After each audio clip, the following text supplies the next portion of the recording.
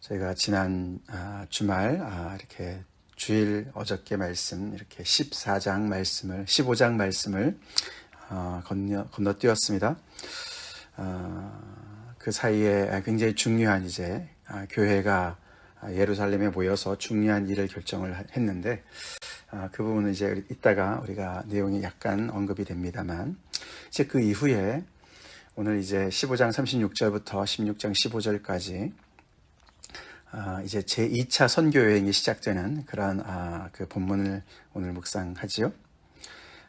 바울이 먼저 제안을 했습니다. 바나바한테 우리가 이렇게 선교지를 다니면서 많은 사람들에게 복음을 전하고 교회가 세워지고 또 리더들이 세워졌지만 그들이 어떻게 지나나 우리가 가보자, 방문해보자. 몇 년이 지난지 정확히 알 수는 없지만 하여튼 몇 년이 지난 것 같죠. 그래서 같이 가기로 결정을 했는데 문제가 생겼어요. 이렇게 바나바, 바울이 심하게 다투어서 갈라지는 일이 있었습니다. 그렇죠. 마가 요한 때문에, 마가 요한을 데려가는 것 문제 때문에 바울은 절대로 안 된다. 바나바는 다시 한번 데리고 가자. 기회를 주자. 그렇게 이제 아주 그냥 대립을 했습니다. 그렇게 해서 이제 이제 2차 선교행이 시작이 되었어요. 오늘 본문은 참 우리가 이렇게 조금 전에 읽었지만 전반적으로 봤을 때 굉장히 우리한테 이런 일이 있었네. 참 성령 충만한 사람들도 이렇게 서로가 다투는구나 이런 생각이 들기도 합니다. 그런 면에서 참 굉장히 현실적인 우리 믿는 사람들 간에 충분히 일어날 수 있는 일들을 누가는 하나도 이렇게 여과 없이 그대로 표현하는 것을 볼 수가 있어요. 그것이 은혜가 안 될 수도 있지만 또 격려도 됩니다. 그렇죠? 격려도 돼요. 그래서 우리가 성령 충만하다. 정말 정말 이 예수님을 잘 믿고 이렇게 헌신한 이런 정말 선교사들, 그런 사역자들은 절대로 싸우지도 않고 화도 내지도 않고 뭐 이런 생각을 우리가 하기 쉽습니다. 그리고 또 선교 여행을 가는데 또 기도 많이 하고 성령 충만해서 가는데 하나님께서 오늘은 여기서 묵어라, 내일은 저쪽으로 가라, 이 사람을 만나라, 저 사람을 만나라 계속 지시해 주실 것 같지만 그렇지도 않았어요. 그렇죠? 특별히 이 바울과 그 일행이 복음을 전하려고 애쓰는 그 지역에서 성령께서 거기서 말씀을 전하지 못하게도 하시는 거예요. 그렇죠? 그리고 어디로 가라고 말씀도 안 하시고 정말 멀리 떠나서 고생하고 있는데 또 그렇게 정말 어디로 가야 될지 모르는 그런 상황들을 정말 여러 날 그렇게 또 겪는 것을 볼 수가 있어요. 그래서 정말 어떻게 해야 되나 고민하고 그래서 거기서 막 이리로 가볼까 저리로 가볼까 이렇게 시행착오를 거치면서 그런 어려움을 겪습니다. 그런 얘기도 다 들어가 있습니다. 그렇죠. 그래서 이게 참 모든 것이 다 기적적으로 막 신비하게 딱딱 아구가 맞아 떨어지면서 막 그렇게 막 일사천리로 하나님을 믿고 성령 충만한 사람은 그렇게 일이 이렇게 쫙 진행이 된다라고 우리가 이렇게 생각하기가 쉬운데 그렇지 않다라고 얘기를 합니다. 그렇죠? 그렇지 않습니다. 결국 오늘 이야기의 맨 끝에 그렇게 어렵사리 정말 이렇게 유럽을 가지 않았습니까? 이 정말 마게도니아 지방 거기에 빌립보 정말 로마 마게도니아 지방의 첫 성이고 로마의 식민지인 빌립보에 가서 루디아라는 사람을 만납니다. 그렇죠? 루디아라는 사람을 만나요. 그 전까지는 참 이런 우여곡절을 겪으면서 많은 어려움들을 겪으면서 현실적인 많은 그런 난관을 통과하는 그런 얘기들이 나오지 않습니까? 그래서 참 그 루디아라는 한 사람을 만나고 그 사람이 그 유럽 지방의 첫 그리스도인이 되었고 그렇죠? 바울을 통해서 예수님을 믿게 되었고 그것뿐만 아니라 그가 자기를 정말 이렇게 같은 그리스도인으로 정말 생각한다면 우리 집에 들어와서 유해라. 그래서 여기를 그런 어떤 선교 기지로 삼아라. 그렇게 해서 정말 빌립보 교회가 생기는 것 같은 그런 얘기가 이렇게 정말 결론은 그렇게 났습니다. 그러나 거기까지 돌파하는 데 있어서는 조금 전에 말씀드린 여러 가지 그런 현실적인 문제들이 있는 걸 볼 수가 있어요. 우리의 삶이랑 비슷하지 않습니까? 그렇죠? 그래서 우리도 때로는 우리 안에 정말 서로가 정말 잘 믿는 사람들 간에 다툼이 있을 수 있고 의견 대립이 있을 수도 있고 때로는 어떤 길을 가야 될지 이리로 가봐도 안 되고 저리로 가봐도 안 되고 길이 탁탁 막히는 그런 답답한 상황을 만난다 할지라도 결국 우리가 하나님을 향한 진심만 있으면, 아멘, 충성스러운 마음만 있으면 하나님께서 결국에는 우리의 길을 인도하셔서 이렇게 루디아와 같은 그런 하나님을 찾으려고 하는 갈급한 심령들을 만나게 하실 줄로 믿습니다. 그 말씀 우리가 꼭 붙잡읍시다. 우리 인생이 하나님을 믿고서 좀 이렇게 참 여러 가지가 어려움이 있을 때 우리는 거기서 좌절하지 말아야 됩니다. 결국 오늘 이렇게 이 바울과 바나바 그 관계가 얼마나 중요한 소중한 관계입니까? 그렇죠? 바울은 여러 면에서 바나바한테 많은 신세를 진 사람이에요. 바울이 그렇게 참 유대교에 열심이었던 사람이 예수님을 믿은 것, 그렇게 예수님을 극적으로 만난 것을 정말 교회가 참 인정하기는 어려웠었습니다. 근데 거기에 교랑 역할을 해준 사람이 바나바였고, 이렇게 안디옥 교회에서 또 일꾼이 필요하다고 직접 바울한테까지 가서 다소에게까지 가서 바울을 또 발굴해 와서 같이 일하자, 동역하자. 그렇게 정말 그렇게 길을 터준 사람도 바나바입니다. 정말 그는 그의 말 그대로 정말 위로의 아들이에요. 그렇죠? 굉장히 격려해주고 사람을 세우는 그런 사람이었습니다. 그런 참 은혜를 입은 바나바인데 바울은 정말 융통성이 좀 없어 보이는 것처럼 이렇게 마가를 데리고 가자 하는 것에 결사반대인 것 같아요. 그렇죠? 우리랑 같이 선교여행을 떠났다가 이렇게 중도하차한, 그래서 우리를 너무 힘들게 하고 어렵게 한 그런 사람을, 준비도 안 된 사람을 우리가 어떻게 데리고 가느냐. 안 된다. 그렇게 아주 완강하게 저항을 했죠. 참 그랬던 그 마가 요한, 결국에 우리가 나중에 보지만 이 마가 요한이 이때까지는 아직도 미성숙했던 것 같습니다. 무슨 이유인지는 정확히 알 수 없지만은 결국에는 하여튼 그 선교 일이 어려웠던 것이죠. 심적으로 어려웠든지 어떤 육체적으로 감당이 어려웠든지 마음에 시험에 들었든지 하여튼간에 이걸 감당하기 어려웠습니다. 그런 성숙함이 없었습니다. 그래서 이런 계기를 통해서 또 자숙하는 계기가 됐겠죠. 물론 이제 바나바가 그를 데리고 이제 구브로로 가고, 자기 고향이었던 구브로로 가고, 바울은 그 바나바 대신에 실라를 택해서 이렇게 두 선교팀이 두 개가 생겨난 거나 마찬가지였습니다. 그렇게 해서 지금은 그렇지만 마가는 나중에 이 바울한테 또 인정을 받죠. 바울이 그는 나의 동력자라 이렇게 얘기도 하고, 또 그 누가한테, 그렇죠? 다른 그 사람들을 보낼 때 마가를 나한테 오게 해라.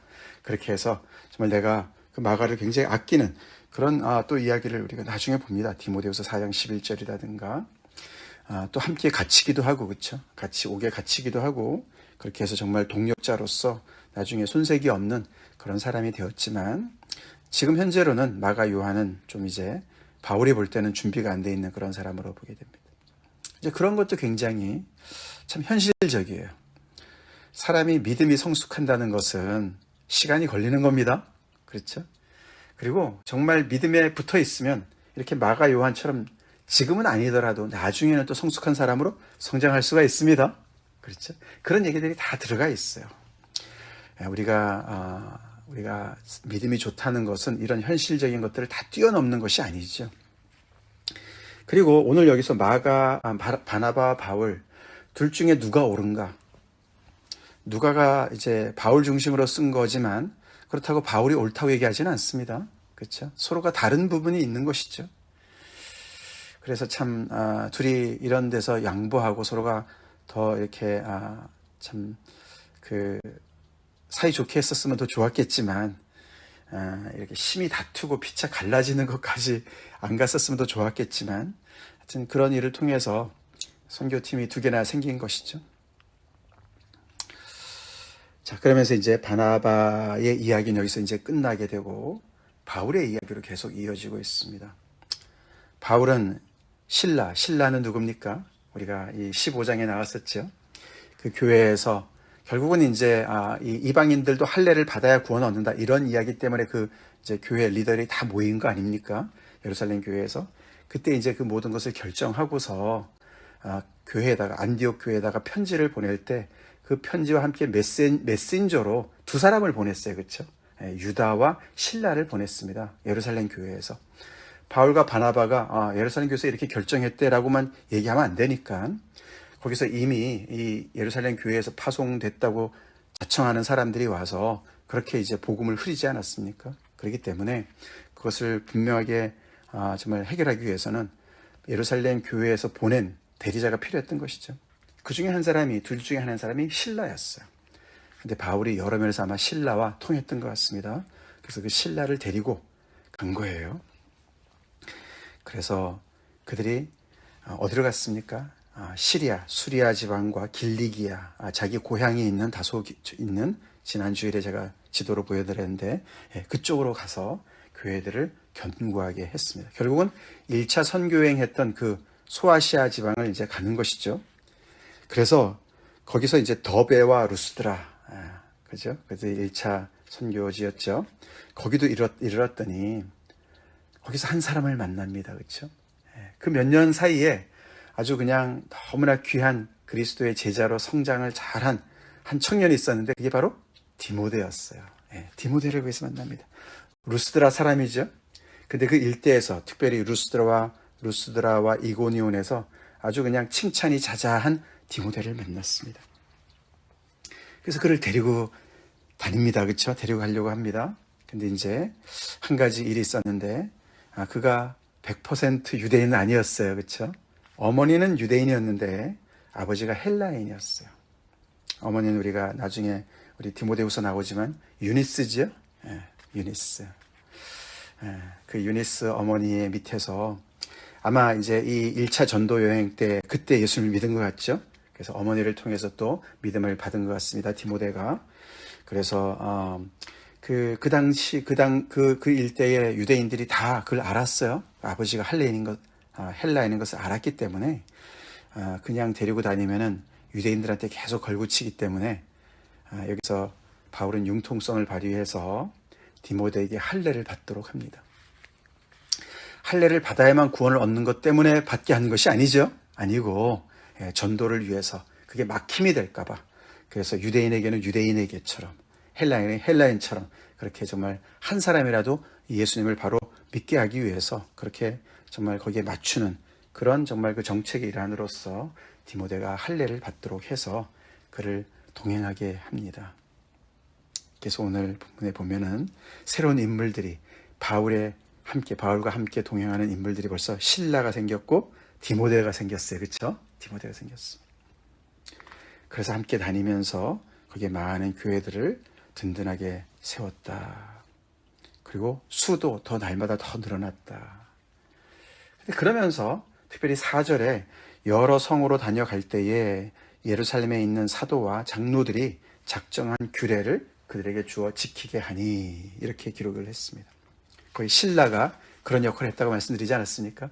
예루살렘 교회에서 전달한 그 메시지를 전하는 사람이었는데 이런 곳에 가서도 이방인들이 주지만 그래도 이제 예루살렘 교회가 이런 뜻을 우리 모든 교회 리더들이 함께 이 이방 교회와 함께 우리가 이런 지침을 가지고 우리가 교회를 세워나간다라고 이제 그 말씀을 같이 전한 것이죠. 그 이야기가 어떤 것들입니까? 우리가 이제 그 15장 앞부분을 보면은 특별히 29절에 정말 성령께서 정말 이렇게 그냥 부어주신 은혜로 구원, 예수님을 믿는 것으로 구원을 받는 것이다. 그 외에 다른 건 필요 없다. 그렇지만 너네 이방인들이 항상 이제 유대인들과 함께 섞여 살고 있으니까 그 유대인들, 예수님을 모르는 유대인들이 정말 너무너무 혐오하는 그런 것들은 피해라. 그런 부분에 있어서 29절에 그렇죠? 우상의 제물과 피와 목매어 죽인 것과 음행을 멀리하라. 이렇게 네 가지를 당부했어요. 그렇죠? 그것이 구원의 조건은 아니지만 그러나 이제 유대인들과 함께 이렇게 식탁 교제를 할 경우가 있을 때 그들이 너무너무 혐오하는 것들을 막 이렇게 앞에서 행해서 그 사람들의 마음을 막는 그런 일이 없도록 하기 위해서 이런 것은 주의해라. 그렇게 당부를 했습니다. 이제 그런 이야기를 이 교회에서도 가서 얘기를 한 것이죠. 그게 바로 예루살렘에 있는 사도와 장로들의 작정한 규례지요. 그것을 함께 전하면서 교회들이 그 안에서 참 든든히 서가는 것을 이제 이렇게 기록하고 있습니다. 자, 그러면서 또 한 가지 이제 중요한 우리가 이제 부분 놓치면 안 되는 부분이 이렇게 아까 말씀드린 대로 이제 1차 전도여행 소아시아 남부지방을 이렇게 다니면서 이제 거기는 다 이제 정했으니까 그 다음에 이제 새로운 지역을 가야 되니까 이제 바울과 그 일행은 거기서부터 이제 북쪽으로 올라가는 거예요. 그래서 성령이 아시아에서 말씀을 전하지 못하게 하시니까 부르기아와 갈라디아 땅으로 그 북쪽으로 더 올라갔습니다. 그래서 무시아라는 곳이 이제 그 소아시아의 맨 끝단 북단입니다. 그래서 비두니아로 더 북쪽으로 올라가려고 그러는데 예수의 영이 허락지 않았다는 거예요. 이게 굉장히 먼 거리거든요. 굉장히 험하고 먼 거리예요. 정말 고생해서 갔는데도 계속 문이 안 열리는 거죠. 전도의 문이 안 열리는 거예요. 그래서 이제 드로아로 내려갔다. 거기서 밤에 환상을 보죠. 마게도니아 사람 하나가 나타나서 건너와서 우리를 도우라. 아주 미리 말씀해 주시지, 그렇죠? 이렇게 고생해서 이제 거기까지 갔습니다. 그때 10절 보시기 바랍니다. 10절, 오늘 본문 10절에 바울이 그 환상을 보았을 때 우리가 곧 마게도니아로 떠나기를 힘쓰니 그 환상을 통해서 하나님께서 우리로 하여금 저 유럽으로 건너가게 하시나 보다. 그러면서 우리가 곧 마게도니아로 떠나기를 힘썼다. 결정을 했어요, 마음에. 하나님이 우리를 마게도니아로 가게 하시는구나. 근데 거기서 우리라는 표현이 처음 나옵니다. 우리.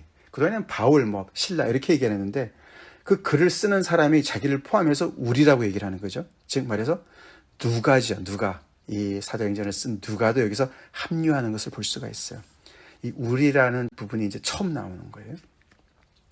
그래서 이 누가가, 이 의원 누가가 언제 조인했나 봤더니, 여기서 드로아에서 유럽으로 건너갈 때 처음 이제 조인하지 않았을까, 거기에 함께 동참하지 않았을까라고 추정을 하게 되죠.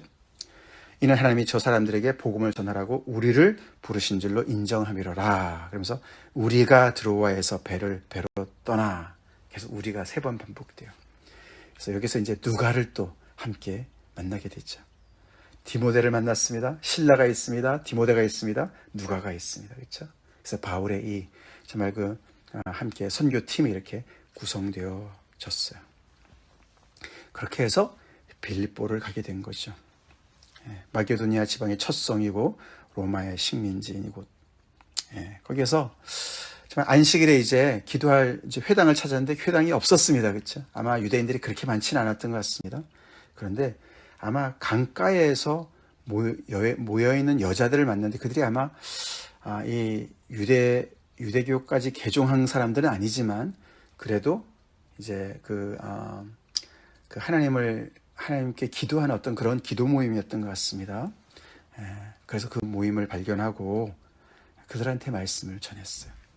그 중에 한 사람, 이 바울의 말을 들을 때 정말 하나님께서 마음문을 열어주신 사람이 있었는데 그게 바로 루디아였다. 루디아. 그 당시에 여인들이 이렇게 루디아처럼 그런 비즈니스 우먼들이 꽤 있었다고 합니다. 그래서 로마 그 통치 아래에서는 그렇게 정말 여인들이 굉장한 그런 경제적인 독립뿐만 아니라 이렇게 집안에서도 굉장히 그런 주도적인 역할을 많이 감당했었다고 합니다. 그러니까 이렇게 그 자신이 믿은 다음에 그와 그 집이 다 이렇게 예수님을 믿게 되지 않았습니까? 그렇죠? 그래서 루디아의 온 가정이 또 예수님을 믿게 되었어요.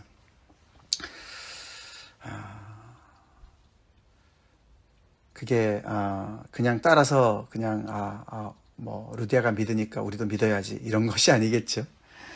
그렇지만 우리가 고넬료도 봐도 그렇고 루디아도 그렇고 그 당시에 이렇게 어떤 그 집안의 어떤 그 가장이나 중심 인물이 예수를 믿게 되면 영향이 미쳐진 것 같습니다. 그렇죠? 어떻게 보면 이렇게 굉장히 이렇게 가족 중심의 그런 사회였던 것 같죠. 요즘같이 이렇게 핵가족 시대, 그렇죠? 다 뿔뿔이 흩어져 있는 때라면은 가족 전도하기 참 힘든데 그때는 같이 이제 살고 있었으니까 그런 것들이 가능한 것 같은데 결국은 이렇게 말씀을 듣고 있던 루디아의 마음을 열어서 바울의 이 전하는 복음을 믿고 따르게 하셨어요.